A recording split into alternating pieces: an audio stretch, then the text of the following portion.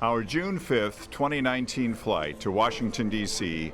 was the 91st for Honor Flight Chicago. It was our first carrying Vietnam veterans. 83 of the 100 vets on the flight served during the Vietnam War.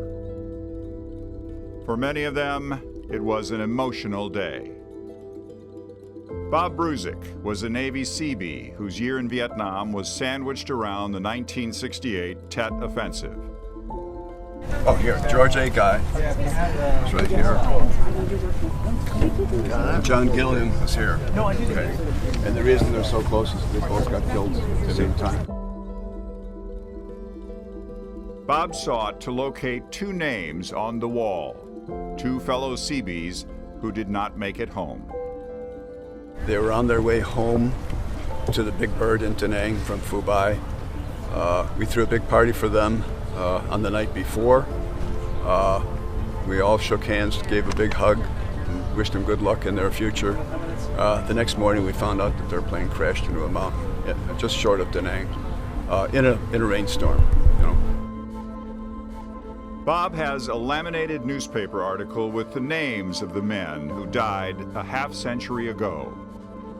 He wears it inside his cap. To me, it's a form of letting these two gentlemen know that even 50 years later, they're still being thought of. They're being thought of on Veterans Days. They're being thought of on Memorial Days. Whenever I go into one of the local parades or something like that, I've got this here, and they're up here right on my head. That's what it means to me.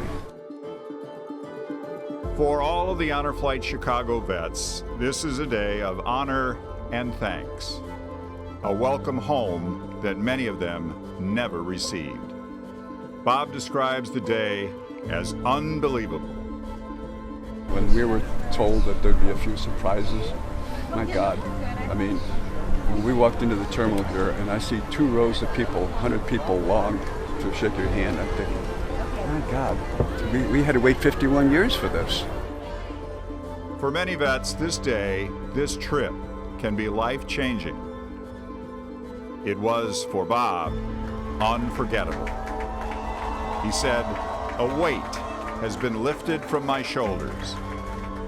To Bob and all the other Honor Flight Chicago veterans, thank you and welcome home.